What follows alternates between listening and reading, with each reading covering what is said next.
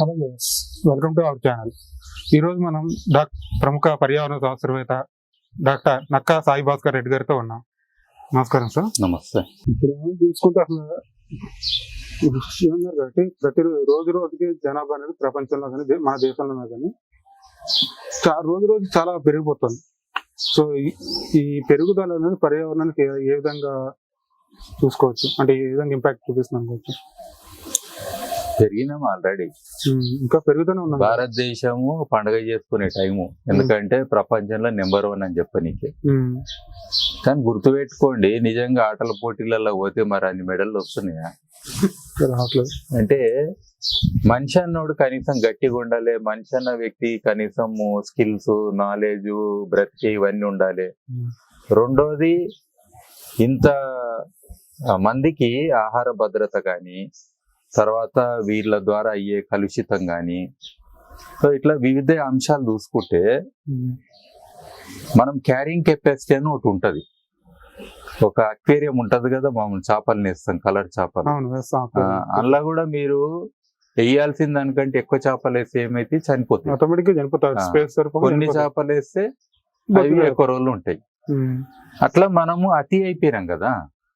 మరి అతి అయిపోయినప్పుడు మనకు అంటే ఒక బస్ లో పోయినా నీకు ఆ ఫీలింగ్ లేదు నేను బస్ ఎక్కినా అనేది.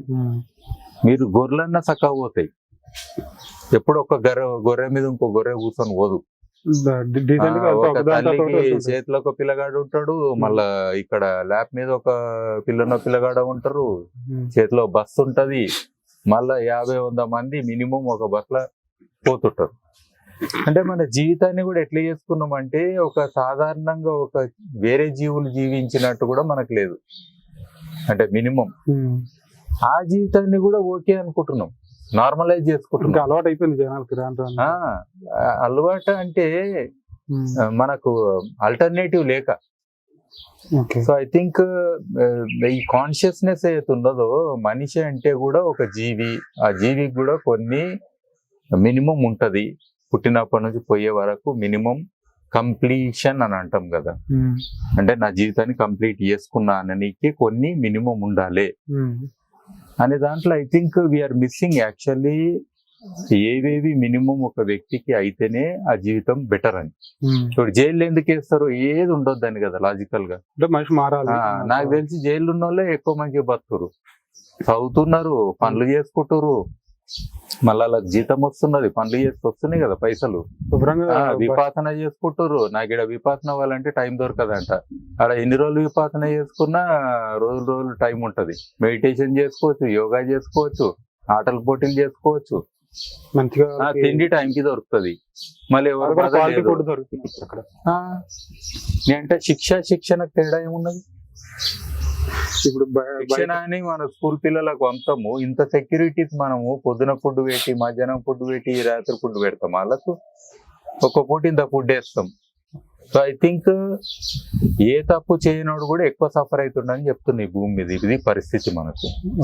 సో సమ్వేర్ మనిషి అనే ఒక దానికి, మానవత్వము అనే దానికి, మానవ విలువలు అనే దానికి ఐ థింక్ ఈ డెఫినేషన్లు ఎవరు చెప్తలేరు.